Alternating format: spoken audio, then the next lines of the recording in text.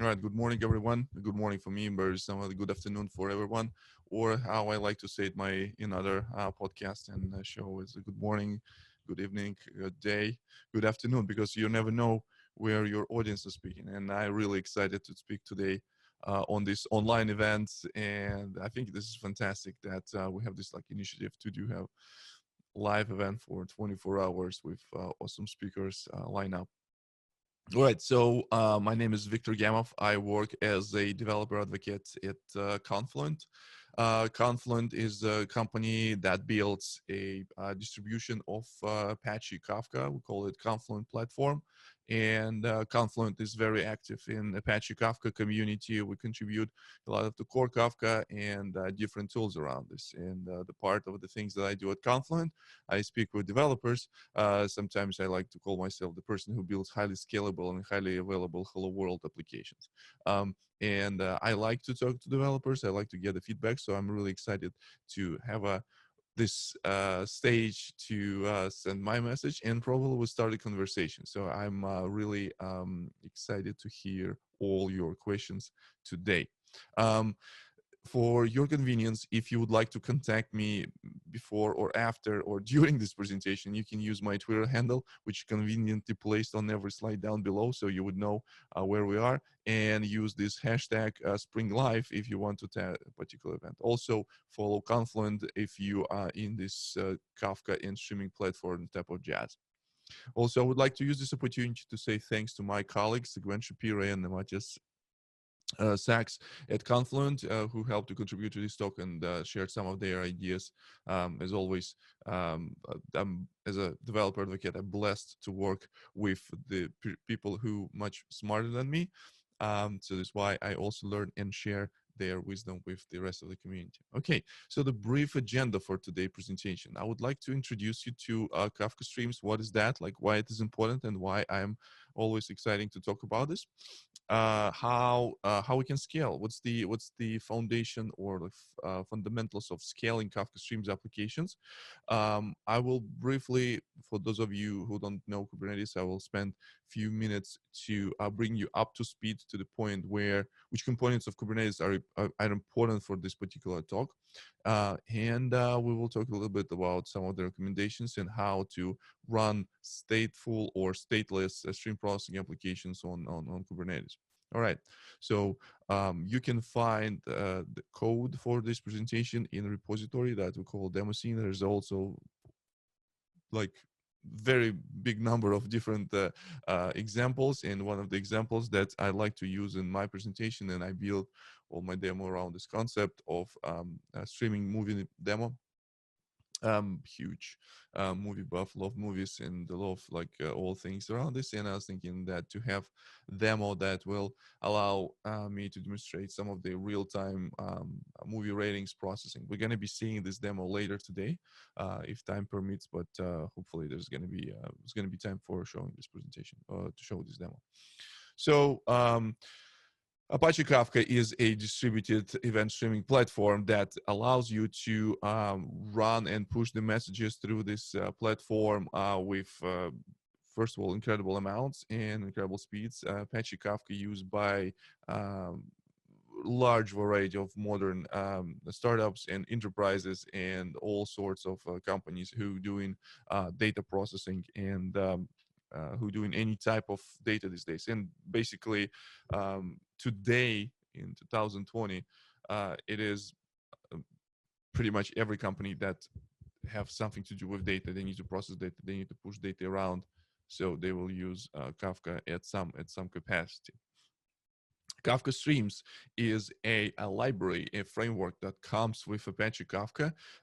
It is a framework that you use to write your applications. And this framework is pretty much everything that you need in order to perform stream processing. What's the stream processing? Stream processing is a procedure or tool set or certain operations that you perform on messages or on events as they flow. So you don't need to wait and accumulate these messages in order to perform calculation. how we did this in the past in the batch processing world. With stream processing, you process message as they go. So in this case, a framework should be quite rich in order to support not only stateless stream processing. Stateless stream processing is like mapping or filtering, like changing the transforming on the fly of the message, but also providing stateful stream processing capabilities. For example, doing aggregation, do running overage, counts, and all sorts of things that's required in order to calculate current step of particular computation. You need to have knowledge of the past, knowledge of the previous step. So in this case, you can go have this stored somewhere, and after that, when the time comes, when the message comes, that needs to be this state needs to be changed. So Kafka Streams has this, and it is has a few flavors in terms of API. It has a high-level API that very, we call it Fluent API or DSL API. That is a very much, if you're Java developer, it's Kafka Streams, it's Java framework, or if you any type of JVM developer, you should be able to use it like quite easy. So it will remind you a lot of how Java util streams are working. So a lot of API choices are highly inspired from this kind of like a functional approach of defining your data pipelines.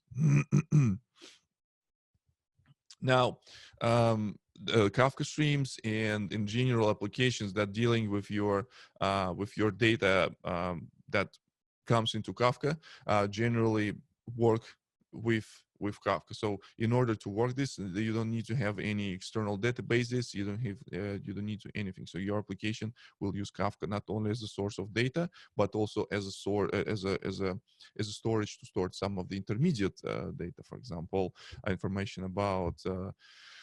We'll talk about this. Now you can ask me, Victor, how I can bring the data from my Oracle database into display if I want to do processing. Do I need to write my application to read this data from Oracle and bring this data into Kafka? So the answer for this question is not necessarily, and you shouldn't do this, because Kafka, Apache Kafka event streaming platform actually has a runtime called Kafka Connect. Think about this as a kind of like a framework that manages all connectors lifecycle, and your connector is actually implements logic of the retrieving data from particular source and put this data into Kafka. Same thing, connectors available on not only for consume data, but also produce data to external systems. So imagine this use case: you're doing some migration from some legacy system. You have a like DB2 connector that have all your online transactions. So you need to bring this data somewhere because your some of the master some of the information that required to enrich your transaction available in different database. So using connector to connect to mainframe through DB2, push the data into Kafka. You use a connector to connect to Oracle database to push their data into Kafka, using Kafka Streams to join these two streams together in order to produce enriched data. And after that, using another connector to fill your Elasticsearch, and you can build different dashboards based on this information. So with Kafka Connect and Kafka Streams and another tool that I'm not going to talk about much today, with KSQLDB, you will be able to build modern distributed data pipelines quite easily. You can find information about connectors on Connector Hub, which is confluent.io/hub. You will find like over 100 different connectors to different systems. So it's quite extensive. So let's drill down into this Kafka Stream, Kafka Streams aspects. So as I mentioned, Kafka Streams application, and it's a Java framework or JVM framework. There's the Scala bindings, there's Java bindings, there's examples in the repository that I mentioned in Kotlin. I'm wearing my Kotlin t-shirt because I just running out of clean t-shirts today. Usually I wear my Kafka t-shirts. So in this particular case, we do have similar approach to Java util streams. So first thing, we're creating a stream which is abstraction on top of Kafka topic. This abstractions allows us to provide certain methods that we can do in order to modify a particular stream. With when the messages are coming in a stream where you don't know where these messages will end, you need to find the way how you can do some like intermediate calculations. So one of the approach here is to using the windows or time windows. You can define a window for particular duration. Say, like in this particular case, we define a window of 5 seconds that will be advanced by each every second. And in this particular case, this window creates another dimension to our data. So first of all, we have a string of some of the stocks that coming into Kafka. So we're grouping the streams, the stream by keys, and it will generate this grouped stream. And this key will be first dimension. And the time aspect here, like a window, it creates another dimension for our stream. For the next operation, we can perform aggregation, where we need to provide a function that will define what kind of aggregation we're trying to do. Also, we need to instantiate a store where we're going to be storing this information in intermediate. So in this particular case, trade stats is going to be our store where we'll be storing our the particular trade for this particular time window. We also need to specify a serializer, deserializer, because in Java we're dealing with objects, but once we live in JVM, we need to transform Java object into stream of bytes. So we need to provide this serializer, and also we can create a local state, which is going to be a key value store that also queryable. So your application also not only becomes a like a computational unit, but also can serve this data as a key value database. And once we perform this aggregation for these trades, we can also save results of this into Kafka topic. So for this one, we need to calculate this price average, and after that we will save the stats to particular topic. So essentially the workflow of Kafka Streams is like an infinite application that runs in background. Usually you don't necessarily even need to have UI for this application. Think about it's like a daemon that will be running, listening to data from input topic and doing some computation and pushes data to output topic. So if you need to send this to another system, you're using connector. If you need to read data from another system, you also using connector. You're not putting this logic into in the Kafka Streams application. Now, so let's drill down into this the foundational component of Kafka Streams application, a thing called topology. So topology, if you have been in a data processing world or touched any data processing framework from the last like 5 years, you probably will be familiar with this concept of called directed acyclic graph. So this graph defines a essentially flow from end to beginning, and this graph has beginning and end. It doesn't have cycles in it, so there's no loops. You cannot go back. You only going from beginning to the end. So that's why this mathematical concept was used to model majority of the modern distributed processing systems. Now, each operation in our RPA call will be represented by a certain step in topology. There are three distinct nodes that you might have in this graph. First one, source, meaning that this data coming from somewhere. So source usually doesn't have any inputs; it have only output. So in this particular case, in case of Kafka Streams, it is always reading data from Kafka topic. There is processor node where actually a certain logic will be implemented. So you get some data from source, and after that you push this individual message through individual nodes of this topology. And once you're done processing, you can define the sync node. So what's going to be your final and final destination. So this sync node would be very similar how you have this like a terminal operations in Java util streams, when you kind of like finally evaluate, because you define your workflow, and after you do like an evaluation, and after that your data will be materialized in memory. In this particular case, when you do sync node, it actually will land into a particular Kafka topic.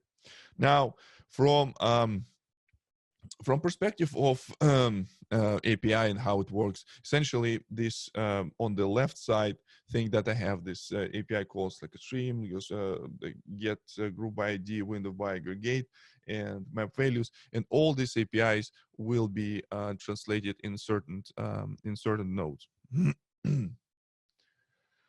Another interesting thing that I mentioned in the very beginning, there is two types of stream processing. There is a stream processing that is stateless. So all sorts of operation, when you just need to simple filter, they don't need to have a state. You don't need to remember what happened on this particular step.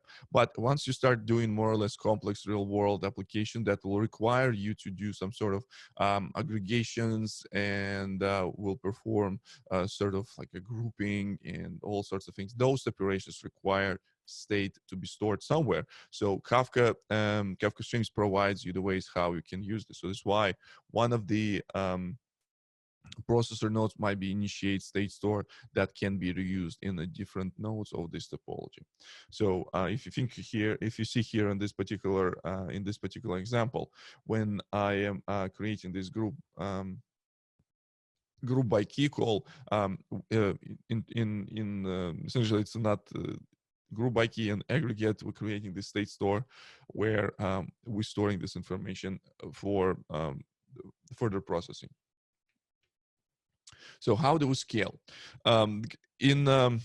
Kafka Streams is a framework that native to Apache Kafka. So that's why it's built on top of the concepts that are fundamental for Apache Kafka. In this particular case, Kafka Streams follows similar ideas that were placed into Kafka consumer groups, and Kafka Streams application scales by number of partition of input topic. So say we have a topic that has 4 partitions. So for each partition, Kafka Stream application will create a 4 tasks. So each individual task will include instance of this topology. So when you're writing your application, you actually defining a blueprint of topology. When you submit this topology becomes a runnable piece of executable code that will be executed in this so-called task. So this is Kafka Streams take on parallelism. Some of the frameworks using the similar approach. Some of the developers might know this as a kind of like a green thread. So it's not necessarily going to be mapping to actual physical threads. Those tasks are the way how internal the parallelization works in the Kafka Streams. So for each individual partition, we will create instance of this topology. And the cool thing is this: there would be no need to having logs or whatnot, because for particular partition we'll have only one instance of the task, and this task will be serving only one partition. So you might have one application that runs multiple tasks, but those tasks, they will not affect each other. You don't need to have any lock-in or concurrency control. Everything designed to be depend on not on this kind of like a lock-in mechanism and so far and so on. But task can be executed on actual physical threads. Those threads can be defined in configuration, and based on number of processors, based on number processors on your machine, you might have different kind of like a scalability characteristics. And as a result topic should have a same number partition. That will create certain condition for this case. Like if you want to scale your application, you definitely don't want to start or create your topic just one partition. So in this case, you limit yourself with only one instance of Kafka Streams. And each individual task and individual topology instance will have its own instance of state store based on particular key. So they will land on based on partition. So how does it work if we need to scale this? When start one application, we have one Kafka topic. In this case, Kafka Streams will create 4 tasks inside one application, and we will see this in example how we can monitor this. Now, and you can start another instance of your application that will start clean without any state. Once we start this application and application join this the consumer group, some of the partitions will be migrated to be handled by second instance of this application, and in this case we will scale this load equally. The state store will be initiated on second application, and the way how Kafka Streams, like second instance of Kafka Streams application, would know about this, it will use Kafka to replicate the store through. So same thing for another application. And you might notice this on the first application and on the first side of over here, it's not like artifact that I forgot to remove this stuff. So you can still have, or you can keep this state stores on instance of the first applications, even though they are not used for particular task in this scenario. But in when we need to do fault tolerance or like the failure and recovery, which I will be talking about next slide, those stuff would be useful. So what's going to happen if one of the instances of application will go down? So in this case, the process of the rebalancing will kick in. The same process of rebalancing that happens during the new application will join. Same happens when the one application will go down. So, the task that we're running in this application will be distributed across instances of that application as well. Now, the state store, what's going to happen with state store? So state store will be replicated, and let's talk about how this will happen. In Kafka Streams, we use Kafka as not only our source of data, but also the system that allows us to provide replication for those state stores. So we have our input topic, our messages goes to this topic. We are doing some sort of like aggregation. So we're updating local state, and we're writing result to state store. But this updates that happened on the local state store will be replicated through so-called changelog topic that will be created on the Kafka side of things. So this is how we not only using Kafka for reading data, but also using using Kafka to replicate our changes. So let's take a look. How does it work? In changelog topic, we'll have the same number of partitions for state store, because you need to replicate changes from each individual state store into another site. So where you want to have this in another instance of your application. So this is how it happens. So in changelog topic, we'll capture all the changes from one place. Once we start another application, this application will rehydrate internal state store from this changelog topic. So in this case, you don't need to rehydrate your application. Like when you start new application, you don't need to start very clean and reprocess all these messages in order to update it. So you'll get the delta or like effective result that stored in this state store. So in terms of recovery time, some of the characteristics that you as developer need to know. The changelog topic are compacted, meaning that we don't have full history, meaning that we're only storing only latest and greatest value for a particular key. So say we're using changelog topic to capture accounts for particular movie ID or particular, so in this case, we always will have, we have 3 movies, we counted this, and we only will store movie ID equals 3, or like movie ID count equals 3. We don't need to remember whole history that in the past, when there was 2 movies, count was 2, or when there was only 1 movie, count was 1. So it's always latest and greatest, and this will be constantly overwritten.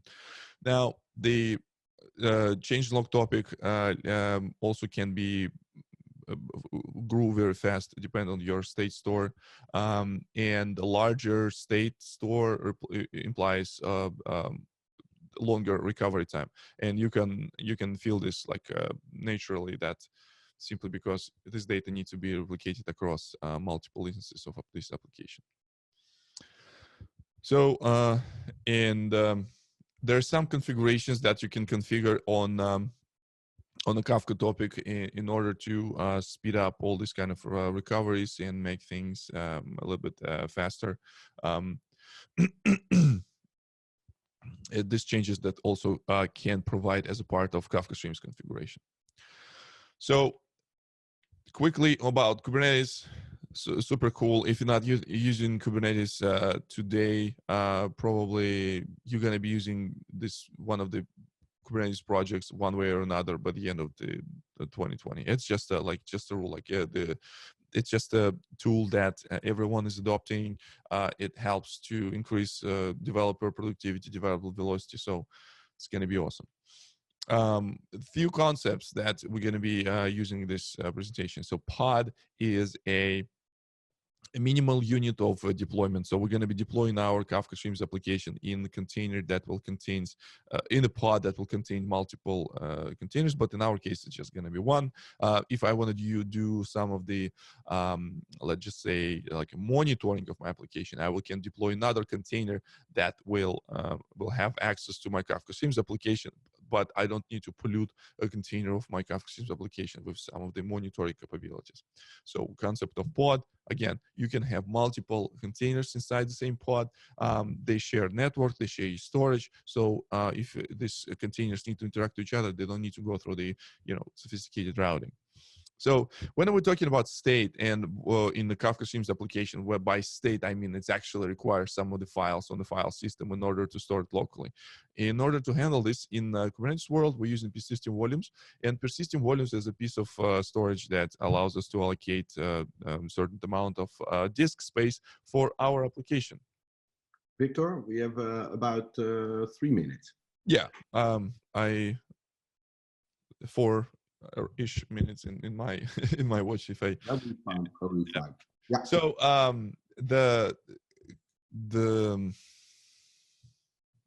now I'm losing my time.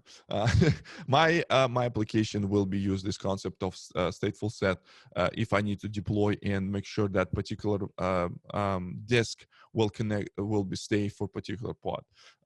So stateful sets provides us with a stateful disk identity, stateful network identity. So for Kafka Streams, so what we recommend. Some people think that stateful sets are more complex than deployments. You can say that you don't need this. You can use the stateful sets to recover your application faster. So in this case, this state store from one pod, if this pod will go down, will be automatically reattached to another pod, and you will continue where you left off. If you need to just simply running stream processing, which requires you just a filter and do transformation and things like that, you can forget about stateful sets. If you just like need to scale in, scale down, and it's just simple filtering application, you don't need to state, you can just simply use deployment. Or if you don't trust your storage administrator. So essentially, we need to keep the changelog small. If you would like to use stateful sets, your recovery time will be faster. Use anti-affinity rules also if it's possible, if it's available, if you have enough nodes in order to have better scalability and better utilization of these frameworks. And you can deploy actually a few pods in parallel in order to start up on Kubernetes much faster. And Kafka Streams internally will figure out the order of launch of certain application. I will briefly go through the summary, and after that I will switch to demo. Still have a few minutes to show you something. So Kafka Streams is a great tool for writing stateful stream processing applications, or data processing or event-driven microservices, you can find some of the talks that I did in the past around this topic, or in my YouTube channel. And Kubernetes makes it easy for us to scale our stream processing applications. So if you need to deploy Kafka itself, I had a set of different videos where I'm talking in this one in the very details. You can find me in internet. You can definitely should check out our community channel, Slack, where we're talking about all things Kafka and specifically Kubernetes. I guess we just renamed this Kubernetes to general container. So stay tuned for new updates. Once you will go there, once you will go to this GitHub that I shared with you, you will see this instructions how you can run these applications. In this particular case, I am running this application in my local Kubernetes cluster. I do have two flavors of this deployment. You also can go and check this out. One is deployment that will be using no state whatsoever, so this application will be just run. And another flavor is stateful, that we're using stateful set. And with stateful set, I need to specify where to store my data. So in this particular case, I'm using this persistent volume to be mounted to one of the application places. So if I'll do apply this deployment, and I'll do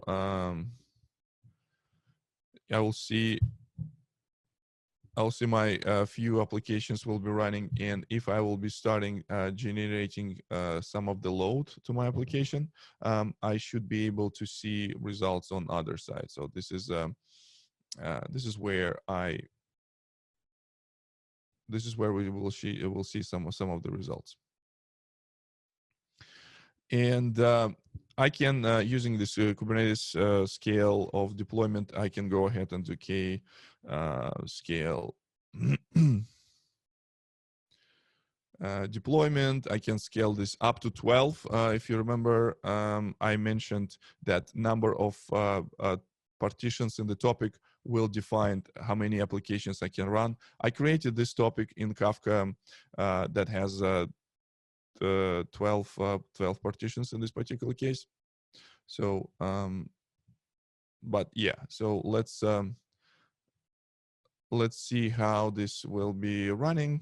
I really encourage you to check this out, and I will take few questions if we have any. Well, And, I think yeah, so like you can go and follow me on Twitter. Slides will be tweeted right after this presentation. Thank you very much, Viktor. That was great.